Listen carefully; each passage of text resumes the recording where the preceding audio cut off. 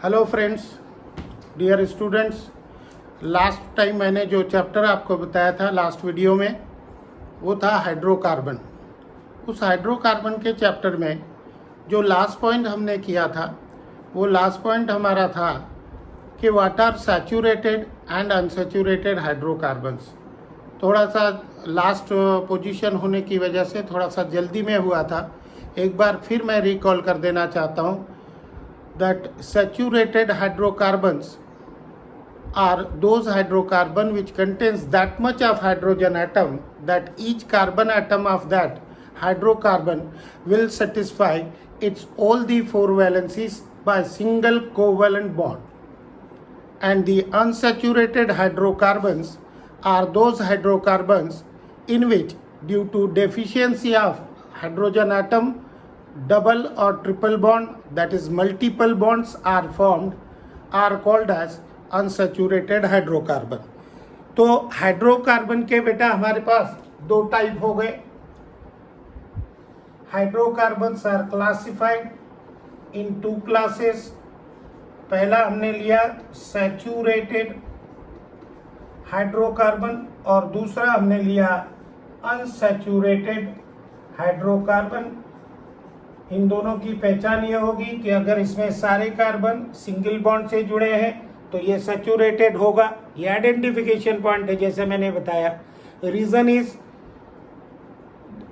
Number of hydrogen atoms.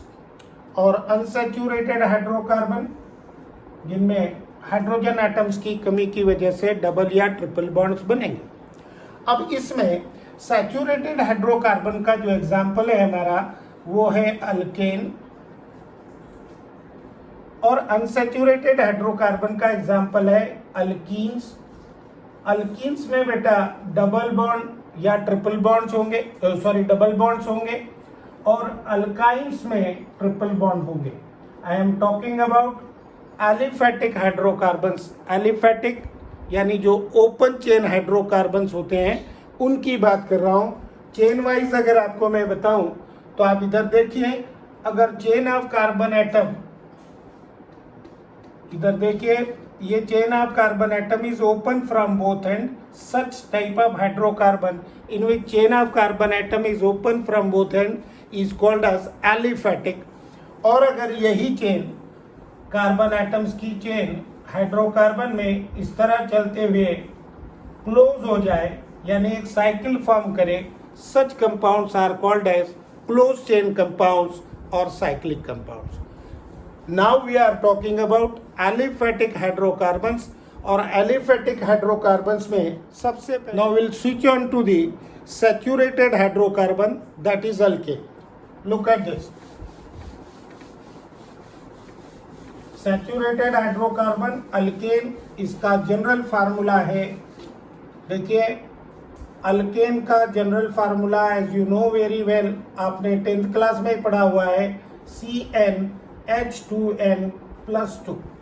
ये CnH2n+2 में जो n है, n is number of carbon atoms present in the compound. Number of carbon atoms present in the compound, ये n का मतलब होगा। ठीक है, again I am repeating that कि ये एलिफेटिक अल्केन का जनरल फार्मूला है, साइक्लिक अल्केन का नहीं है। साइक्लिक अल्केन का जनरल फार्मूला अलग होगा, ये एलिफेटिक अल्केन का जनरल फार्मूला है। अब एलिफेटिक अल्केन के जो एग्जाम्पल्स होंगे वो क्या होंगे, वो देखेंगे आप।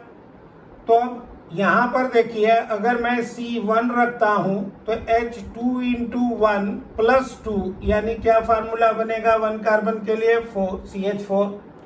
उसी तरह 2 कार्बन के लिए क्या फार्मूला बनेगा, C2H6। तो अगर हम इसकी लिस्ट बनाएं, एटलीस्ट मेरा सजेशन ये है कि एटलीस्ट आपको 10 अल्केन के फार्मूले और उनके नाम मालूम होना चाहिए। नाम याद करने का और फार्मूला याद करने का ट्रिक मैं आपको बता रहा हूँ। यहाँ पर देखिए, हमेशा एक बात याद रखिए, ऑर्गेनिक केमिस्ट्री में एक कार्बन के लिए जो प्रीफिक्स होता है वो मिथ होता है। 2 कार्बन के लिए प्रीफिक्स होता है एथ, 3 कार्बन के लिए होता है प्रोप, 4 कार्बन के लिए होता है ब्यूट, 5 कार्बन के लिए होता है पेंट, 6 कार्बन के लिए होगा हेक्स, 7 कार्बन के लिए हैप्ट, 8 कार्बन के लिए ऑक्ट, 9 कार्बन के लिए नोन और 10 कार्बन के लिए डिक। ये प्रीफिक्स मैं इसलिए कह रहा हूं कि जैसे अभी 3 नाम आपने देखे, पहले मैंने बताया सेचुरेटेड हाइड्रोकार्बन का एग्जांपल हमने देखा अल्केन। अनसेचुरेटेड में जो डबली बॉन्डेड है उनका तुमने एग्जांपल देखा अल्कीन, और जो ट्रिपली बॉन्डेड है, अगेन एलिफेटिक की बात हो रही है, अल्काइन। तो अगर आप देखें तो इन सब में अल्क कॉमन है। जैसा कि मैंने अभी प्रीफिक्स के बारे में बताया, ये सब में कॉमन रहेगा, चाहे आप किसका नाम ले रहे हैं, अल्केन का ले रहे हैं, चाहे अल्कीन का ले रहे हैं, चाहे अल्कीन का। देखो तीनों में अल्क अल्क अल्क कॉमन है। और ये जो सफिक्स है ANE, ENE, YNE, तो जरा ध्यान में बात लाइए कि अगर मैं लिखता हूं इथ, तो ये इथ तीनों के लिए कॉमन हो। अब how many carbon atoms are in ethane? 2 carbon atoms. तो 2 कार्बन एटम वाला अल्केन अगर आपको लिखना है तो आप लिखेंगे इथेन, यानी आपको उस इथ के पीछे क्या लगाना है? ANE लगाना है। अगर आप 2 कार्बन वाला अल्कीन लिखना चाहते हैं तो इस इथ के पीछे आपको ENE लगाना है। अगर आप 2 कार्बन वाला अल्काइन लिखना चाहते हैं तो इस इथ के पीछे आपको YNE लगाना है। आ रहा है बेटा समझ में? यानी ये सबके लिए कॉमन है। यदि मैं इनके प्रीफिक्सेस याद कर लेता हूं और ये याद रखता हूं कि मिथ 1 कार्बन के लिए, इथ 2 कार्बन के लिए, प्रोप 3 कार्बन के लिए, इस तरह से मैंने याद कर लिया। अगर मुझे अल्केन का नाम लेना है तो उसके पीछे मुझे ANE लगाना होगा। अगर मुझे अल्कीन का नाम लिखना है तो मुझे उसके पीछे ENE लगाना होगा, और अल्काइन का नाम लिखना है तो उसके पीछे YNE लगाना होगा। और जनरल फार्मूले के अनुसार आपको क्या डिराइव करने होंगे? फार्मूले डिराइव करने होंगे। जैसे कि अभी मैंने कैलकुलेट करके बताया था आपको मीथेन का फार्मूला, N की जगह पर आपको 1 रखना है और 1 रखकर आपको कैलकुलेट करना है। उसके कैलकुलेशन का भी मैं याद करने का आपको एक फंडा बताता हूं। वो देखिए, जैसे हमने यहाँ पर अल्केन के नाम लिखने हैं, as we are learning about the alkanes, तो हमको अल्केन के नाम लिखने हैं, तो सबके आगे देखिए ANE रहेगा। अब ये अल्केन के नाम बन गए बेटा, methane, ethane, propane, butane, pentane, hexane,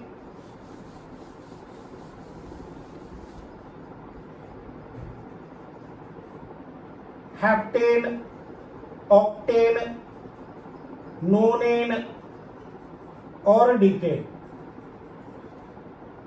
अब रहा सवाल फार्मूले का। तो अगर मैं एक कार्बन यहां पुटअप करता हूं, जनरल फार्मूला क्या है बेटा? CnH2n+2।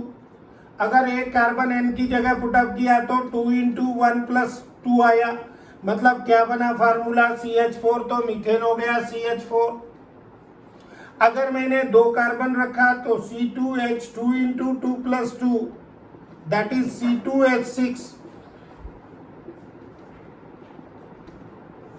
उसी तरह अगर कैलकुलेशन करूंगा तो इसका फार्मूला C3H8 आएगा, इसका फार्मूला C4H10 आएगा, इसका फार्मूला C5H12 आएगा, इसका फार्मूला C6H14 आएगा, इसका फार्मूला C7H16 आएगा।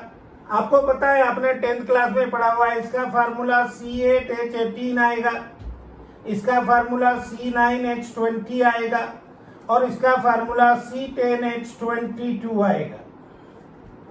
इस तरह से आप फार्मूले डिराइव कर सकते हैं। एक चीज और याद रखो, अगर गौर से आप देखोगे इन फार्मूलों की तरफ तो आपको एक बात नजर आएगी इसमें बेटा कि ये CH4 और C2H6 में एक कार्बन और 2 हाइड्रोजन का फर्क है। C2H6 और C3H8 में एक कार्बन और 2 हाइड्रोजन का फर्क है। C4H10 और C3H8 में फिर से वही CH2 का फर्क है। ऐसे कंपाउंड की सीरीज जिनके कॉन्जिक्यूटिव मेंबर के बीच में CH2 का फर्क हो, ऐसी सीरीज ऑफ कंपाउंड को होमोलोगस सीरीज कहा जाता है, जिसके विषय में आपने 10वीं कक्षा में पढ़ा है. So alkane belongs to homologous series as the difference between consecutive members is of CH2. यानी उनके फार्मूलों में, कॉन्जिक्यूटिव मेंबर्स के फार्मूलों में काय का फर्क होगा? CH2 का. मास वाइज 14 का फर्क होगा. मास वाइज 14 मतलब कार्बन का एटॉमिक मास 12 है, बराबर है. कार्बन का एटॉमिक मास 12 है. देखो इस और इसके बीच में फर्क देखो, CH2 का है और 2 हाइड्रोजन का. हाइड्रोजन का एटॉमिक मास 1 है, इसलिए total difference between molecular masses is of 14 and molecular formula wise the difference is of CH2. समझ में आया बेटा?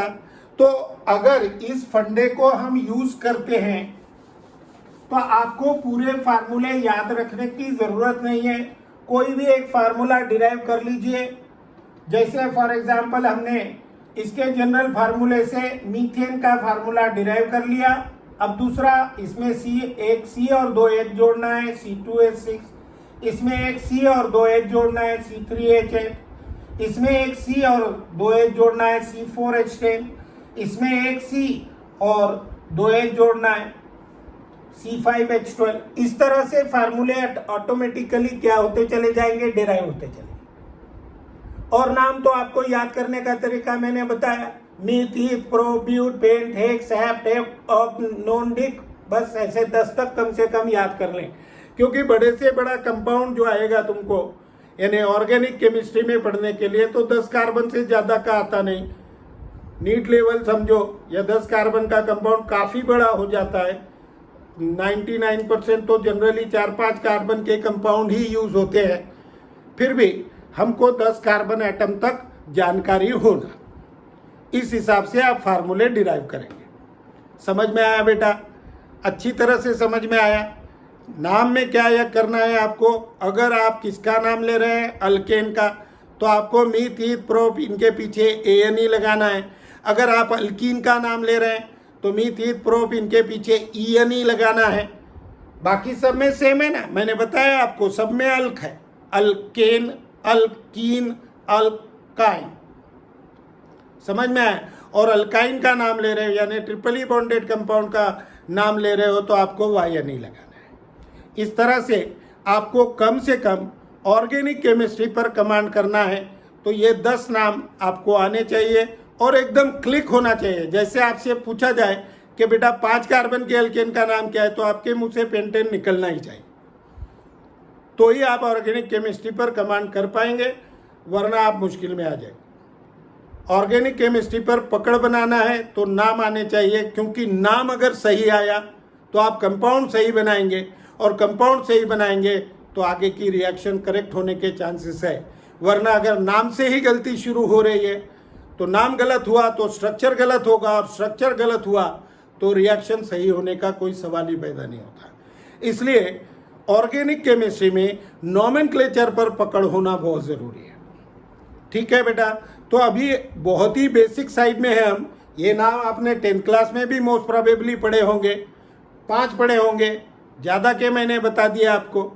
अब आगे हम बढ़ते हैं कि इनके फार्मूले कौन कौन से रहते हैं या फार्मूले लिखते कैसे हैं, उसके विषय में मैं आज आपको जानकारी दूंगा कि how many types of formula are there and how they are derived, है ना. अब देखिए, सबसे पहले यहाँ पर हम लोग 4 प्रकार के फार्मूले पढ़ेंगे. 4 टाइप के फार्मूलों में पहला फार्मूला जो है वो है मॉलिक्यूलर फार्मूला.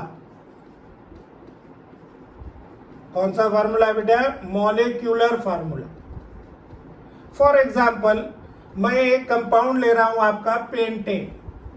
कौन सा कंपाउंड ले रहा हूं बेटे? Pentane C5H12. तो मॉलिक्यूलर फार्मूला पेंटेन अगर आपसे कोई पूछ रहा है तो आप सीधे सीधे C5H12 लिख दें. That will be your molecular formula. इसमें कुछ करना नहीं है. मॉलिक्यूलर फार्मूला यानी जैसे अपन फार्मूले से डिराइव करते हैं, अगर आपके कैलकुलेशंस अच्छे हैं, मेरी सलाह है आपने मैथ्स रखना ही चाहिए। कैलकुलेशन अगर अच्छे हैं तो आप ओरली कैलकुलेट कर सकते हैं। C5 रखा, 5 × 2 10 + 2 12। अगर 6 है तो ऐसे याद नहीं हो रहा है, सीरियली याद कहाँ तक करते बैठेंगे, तो इमीडिएट जनरल फार्मूले में डालना।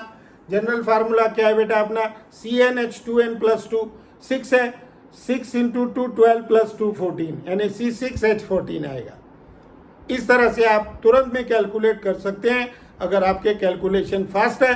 इसलिए हम लोग जब 10th से बच्चा हमारे पास आता है तो हम कई बार ये भी उसको एडवाइस दे डालते हैं कि उसको कम से कम 20 तक टेबल आने चाहिए, क्योंकि ना बेटा वहाँ पर आप जब कॉम्पिटिटिव एग्जाम में फेस करेंगे कॉम्पिटिटिव के न्यूमेरिकल्स, तो वहाँ पर आपका साथ देने के लिए ना तो कैलकुलेटर होता है, ना तो आपके पास लॉग टेबल होगा। लॉग टेबल हो सकता है, नीट में लॉग टेबल देते नहीं है, कई बार दे भी दिए अगर फॉर एग्जाम्पल, तो लॉग टेबल अगर से कैलकुलेट करने जाओगे तो आपका कैलकुलेशन 1 मिनट के अंदर नहीं होगा। जैसा कि मैं आपको बता रहा हूँ 180 क्वेश्चंस करने हैं आपको, हर क्वेश्चन के लिए 1 मिनट होगा 3 घंटे में। 1 मिनट में आप लॉग कब देखेंगे, कैलकुलेशन कब देखेंगे, आंसर सही कब पिक करेंगे और OMR शीट पर उस आंसर को राउंड अप कब करेंगे, ये सारा काम आपको 1 मिनट में करना होता है। इसलिए कम से कम 20 तक अगर आपको टेबल आते हैं तो आपके ओरल कैलकुलेशंस बहुत अच्छे हो जाएंगे। समझ में आ रहा है? और ये ओरल कैलकुलेशन में आपको बड़ी मदद होगी उससे। जैसे हम कैलकुलेट कर रहे हैं, 7 कार्बन का पूछना है, 7 × 2 = 14 + 2 16, C7H16 फार्मूला। 9 का करना है, 9 × 2 = 18 + 2 20, C9H20। ऐसे आपको फार्मूले कैलकुलेट करते आना चाहिए। अभी ये तो बहुत ही बेसिक बातें हैं, ये तो बहुत ही चिल्लर है, ये कोई भी कर लेगा। लेकिन आगे न्यूमेरिक साइड जो रहेगा फिजिकल केमिस्ट्री में, बहुत करके हमारे अली सर आपको बताएंगे, फिजिकल केमिस्ट्री का उनका भी पीरियड होगा, उनका भी लेक्चर होगा। मैं ऑर्गेनिक केमिस्ट्री पढ़ाता हूँ, सर फिजिकल केमिस्ट्री पढ़ाते हैं, उनके वीडियो में आप देख सकते हैं इस साइट पर कि कैलकुलेशन ओरली किस तरह किए जाते हैं। ठीक है बेटा। अब मैं बता रहा था मॉलिक्यूलर फार्मूला कौन सा है। इसी तरह हेक्सेन का पूछा तो आप लिखेंगे C6H14, अगर हेप्टेन का पूछा तो C7H16 लिख लेंगे। अब दूसरा जो फार्मूला है उस फार्मूले को बोला जाता है, ये पहला हो गया तुम्हारा, दूसरा जो फार्मूला है वो है स्ट्रक्चरल फार्मूला।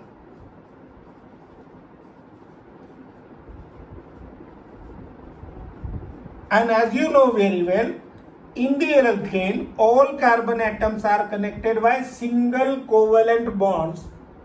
सही है बेटा। आपको ये जितने कार्बन है सबको सीधे सीधे याद रहे, अभी मैं सीधे सीधे जोड़ रहा हूं, इसमें ब्रांचेस भी हो सकती हैं, ब्रांचेस नहीं होगी ऐसा नहीं है, ब्रांचेस भी हो सकती है। फिलहाल आपको एकदम बेसिक लाइन दिखाने के लिए मैं इनको सीधे सीधे जोड़ दे रहा हूं और इनके बीच में आपको क्या दिखाने हैं, सिंगल बॉन्ड्स। अब जैसा कि हमारी पहली बात हुई थी कि कार्बन का एटॉमिक नंबर कितना है बेटे, 6, कॉन्फ़िगरेशन क्या होगा, 2 4, तो इसकी आउटर मोस्ट ऑर्बिट में 4 इलेक्ट्रॉन है, it is in need of 4 electron to complete its octet, yes और नो, बराबर है। और 4 अगर इलेक्ट्रॉन उसको चाहिए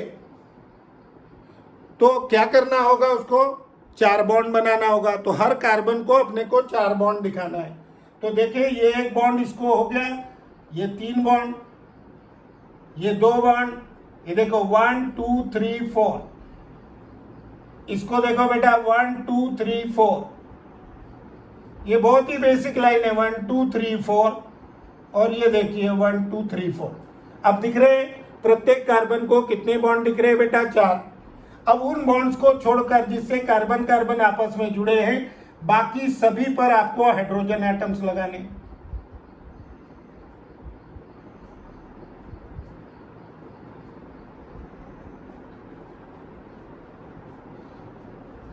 अब हमने यहां पर कितने कार्बन लिखे हैं बेटा, 5।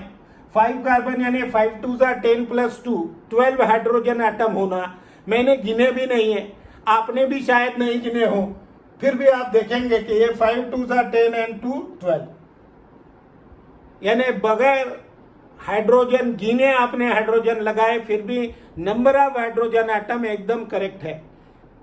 इसकी वजह है ये स्ट्रक्चर सही तरह से बनाना। ठीक है बेटा, this formula is called as structural formula. Structural फार्मूले में मैंने क्या क्या करने बताया आपको। सबसे पहले आपको सारे कार्बन एटम्स को सिंगल बॉन्ड से लिंक करना है और हर कार्बन एटम को 4 बॉन्ड दिखाना है, और उन बॉन्ड्स को छोड़कर जिससे कार्बन कार्बन आपस में लिंक्ड है बाकी के बॉन्ड्स पर हाइड्रोजन एटम लगा देना है। तो आपके सामने जो फार्मूला उपस्थित होगा वो स्ट्रक्चरल फार्मूला होगा। ठीक है बेटा, इसके बाद इसका तीसरा टाइप है। तीसरा टाइप जो है वो है कंडेंस्ड फार्मूला।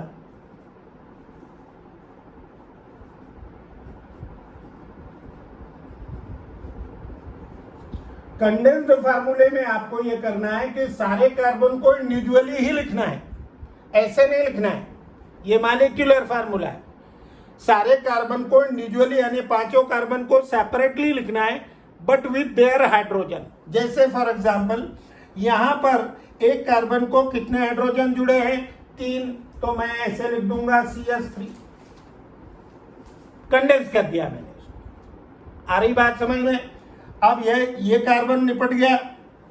इसके बाद देखिए ये कार्बन के साथ कितने हाइड्रोजन दिख रहे हैं? 2, तो मैं यहां फिर से लिख दूंगा CH2। फिर इस कार्बन के साथ फिर से 2 हाइड्रोजन दिख रहे हैं, मैं यहां लिख दूंगा CH2। उसके बाद इस कार्बन के साथ फिर 2 हाइड्रोजन दिख रहे हैं, CH2। ये बॉन्ड लगाया नहीं लगाया तो भी चलेगा, और यहां पर फिर से क्या आ जाएगा? CH3। ये बॉन्ड आपने बीच वाले नहीं भी लिखे तो चलेगा, नहीं लिखते हैं, लिखे तो भी कोई तकलीफ नहीं है। समझ में आया? इस फार्मूले को कंडेंस बोलेंगे। जैसे ये कार्बन के साथ इसके 3 हाइड्रोजन मिलाकर हमने यहां पर लिखे, that formula is called as बेटा कंडेंस फार्मूला। तो पहला हमने लिखा मॉलिक्यूलर फार्मूला, दूसरा हमने लिखा स्ट्रक्चरल फार्मूला, तीसरा हमने लिखा कंडेंस फार्मूला।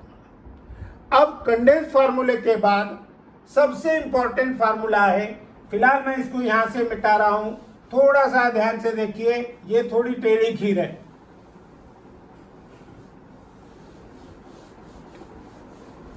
अब इस कंपाउंड को स्ट्रक्चर से दिखाना है, लाइन से दिखाना है। जैसे आपको याद होगा आपकी किताब में 10वीं कक्षा में बेंजीन ऐसे दिखाया था।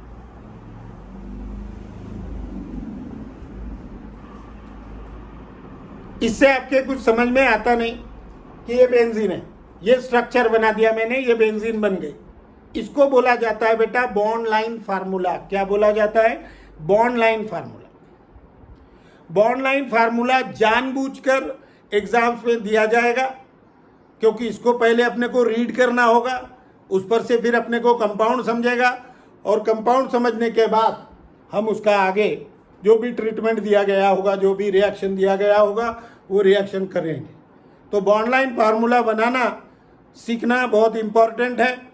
तो अभी आप देखिए यहां पर मैं बनाने जा रहा हूं bond line formula.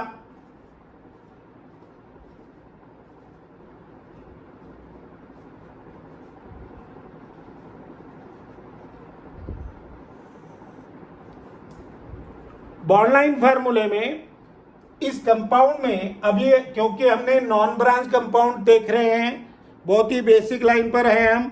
Non branch compound अगर देख रहे हैं तो नॉन ब्रांच कंपाउंड में एक ही चेन होगा, हॉरिजॉन्टल चेन। इस हॉरिजॉन्टल चेन में जितने कार्बन हैं उतने आपको क्या लेना है? लाइंस लेना है। और इन लाइंस को जितने कार्बन हैं उससे एक कम, how many carbon atoms are there? 5। उससे एक कम आपको लाइंस लेना है और उनको जिगजैग जोड़ना है। देखिए इधर, जैसे how many carbon atoms are there? 5, तो आपको कितने लाइंस जोड़ना है? आपको 4, 1 2 3 4। लुक एट दिस, इसमें ये जो कॉर्नर्स है बेटा ये CH2 शो कर रहे हैं और ये जो टर्मिनल्स है वो CH3 शो करेंगे। CH3 को मिथिल ग्रुप बोलते हैं, 10th क्लास में आपने पढ़ा है। नेक्स्ट पीरियड में मैं अल्किल ग्रुप्स के विषय में बताऊंगा, फिर मैं आपको नॉमेनक्लेचर पर ले जाऊंगा। पहले अल्किल ग्रुप का नॉमेनक्लेचर हमको करना पड़ेगा और उसके बाद बाकी के नॉमेनक्लेचर करने होंगे। अल्केन का नॉमेनक्लेचर करना होगा क्योंकि अल्किल ग्रुप ब्रांचिंग में लगे होंगे। तो यहाँ देखिए इसको कैसे रीड करते हैं। अभी मैंने बताया कि टर्मिनल क्या शो कर रहा है बेटा, मिथिल, और ये कॉर्नर्स क्या शो कर रहे हैं, CH2। तो अगर मैं इसको रीड करता हूं तो ये टर्मिनल है, इसलिए ये हो गया CH3, ये आ गया। उसके बाद ये कॉर्नर आया CH2, ये आ गया। इसके बाद CH2, ये आ गया। उसके बाद CH2, ये आ गया। और उसके बाद फिर से टर्मिनल है CH3। तो व्हाट आई सेड अर्लियर कि जितने कार्बन एटम आपके पास हैं कंपाउंड में, अगर आपका कंपाउंड स्ट्रेट चेन है, हॉरिजॉन्टल है, उसमें कोई ब्रांच नहीं है, तो जितने कार्बन एटम उस चेन में हैं उससे एक लाइन कम खींचना है आपको। This is bond line formula for painting. समझ में आया बेटा? और इन लाइंस को ऐसे सीधे सीधे तो मैं जोड़ नहीं सकूंगा ना, तो इससे मुझे पता नहीं चलेगा कि how many lines are there. इसलिए इन लाइंस को कैसे जोड़ना है, जिगजैग जोड़ना है। और जिगजैग जोड़ते वक्त इसके जो टर्मिनल्स होंगे वो क्या शो करेंगे, CH3, और जो इसके कॉर्नर्स होंगे वो क्या शो करेंगे बेटा, CH2। इस तरह से बॉन्ड लाइन फार्मूला बनाया जाएगा। और एक एग्जांपल लेकर मैं आपको और डिटेल में फिर से एक्सप्लेन कर देता हूं। जैसे यहां पर ध्यान दीजिए, इसमें हम लोग दूसरा कोई एग्जांपल लेते हैं किसी और कंपाउंड का। फॉर एग्जांपल जैसे मैंने हेक्सेन लिया,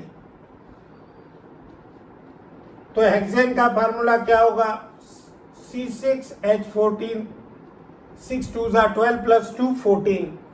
इस तरह से फार्मूला डिराइव हो गया। आपको पता है पहला कौन सा बोला मैंने, मॉलेक्यूलर फार्मूला। कौन सा बोला बेटा, मॉलेक्यूलर फार्मूला। इस मॉलेक्यूलर फार्मूले में क्या लिख देंगे हम, C6H14। क्या लिख देंगे बेटा, C6H14। ये हो गया इसका मॉलेक्यूलर फार्मूला। इसमें मुझे नहीं लगता कि आपको कोई डाउट होना चाहिए, क्योंकि ये ऑलरेडी आपको अच्छी तरह से मालूम है और मैंने इसके ट्रिक्स भी बताया कि इसको कैसे हासिल करते हैं। अब दूसरा जो है वो था हमारा स्ट्रक्चरल फार्मूला। तो इस स्ट्रक्चरल फार्मूले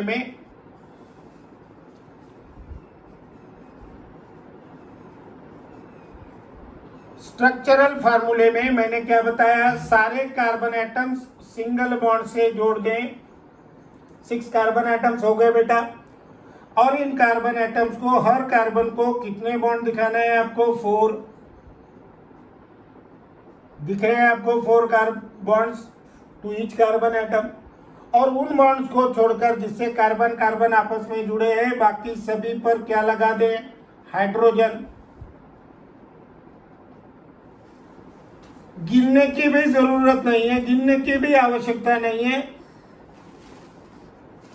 हाइड्रोजन 14 ही रहेंगे। काउंट कर लीजिए, 1 2 3 4 5 6 7 8 9 10 11 12 13 14। ये हो गया तुम्हारा स्ट्रक्चरल फार्मूला। अब स्ट्रक्चरल फार्मूले के बाद मैंने तीसरा फार्मूला आपको बताया, कंडेंस्ड फार्मूला। यानी अब इन कार्बन को अपने परिवार के साथ लिखना है। जैसे ये कार्बन मियाँ बीवी बच्चे शहीद हो गया, MBBS। समझ में आया? ये कार्बन और इसके बच्चे साथ में लिखने हैं। ये देखिए CH3, फिर क्या आएगा CH2, फिर क्या आएगा CH2, फिर क्या आएगा CH2, फिर क्या आएगा CH2, फिर क्या आएगा बेटा CH3। ये बन गया आपका कंडेंस फार्मूला फॉर हेक्सेन। आ रही बात समझ में? इसके बाद बॉन्ड लाइन फार्मूला।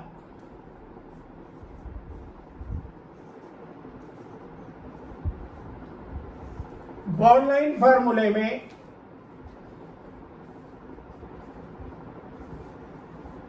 मैंने बताया आपको जितने कार्बन एटम हैं उससे एक लाइन कम खींचना है, अपने को एक लाइन कम बनाना।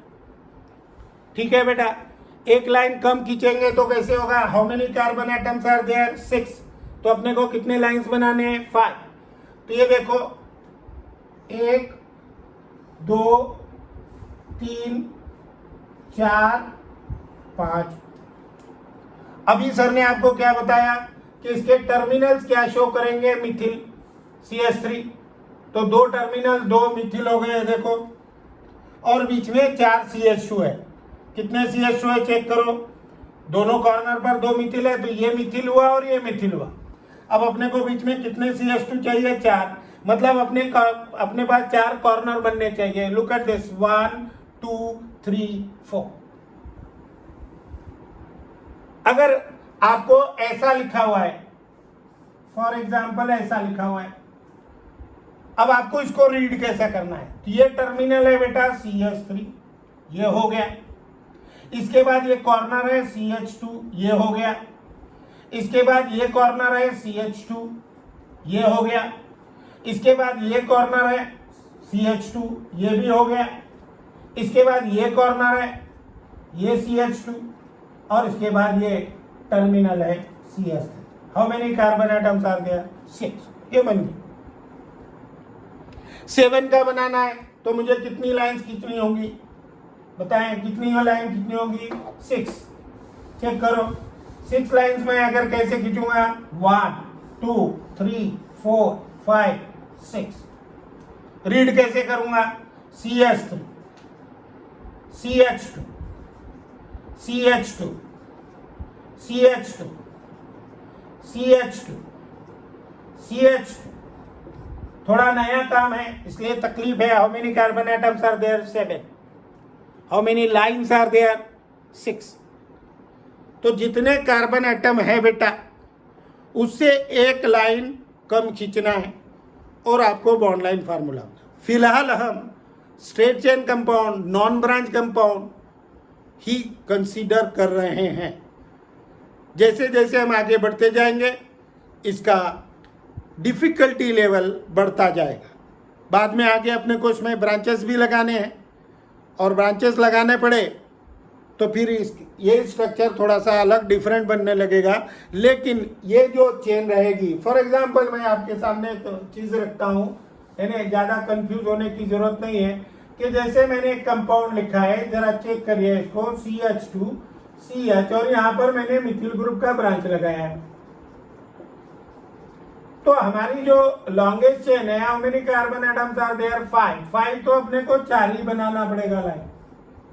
और इसके थर्ड कार्बन, इधर से 1 2 3, इधर से भी 1 2 3, थर्ड पर क्या लगा है? मिथिल। ये देखो मिथिल, ये ब्रांच लग गई। इसलिए हॉरिजॉन्टल चेन में आगे भी अगर कॉम्प्लिकेशन लेवल बढ़ता भी है और ब्रांचिंग भी होती है तो हॉरिजॉन्टल चेन में वही रूल फॉलो करना होगा। जितने कार्बन एटम है उससे एक लाइन आपको कम खींचनी होगी। आई बात समझ में बेटा? और इस तरह से इसको आगे बढ़ा दें। तो अब मेरा सजेशन आपको, होमवर्क ये है आपके लिए कि आप ये वीडियो देखने के बाद, मीथेन में तो सिंगल ही कार्बन एटम है, ईथेन से लेकर डीकेन तक इनके नाम, इनके फार्मूले याद कर लें, और ये molecular formula, structural formula, condense formula और बॉन्ड लाइन फार्मूला, इनको याद करने की कोशिश